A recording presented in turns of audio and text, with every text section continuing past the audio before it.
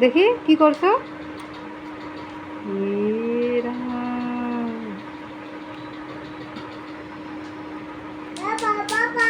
আর কেন?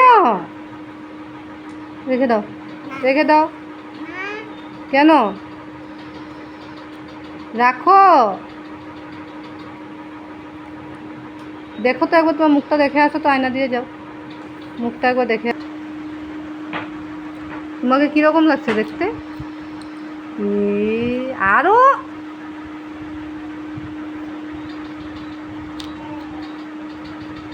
তুমি স্নান করেছো না? হ্যাঁ, স্নান করেছো কি না? করনি?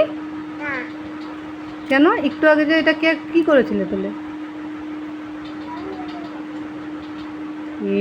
ভগবান!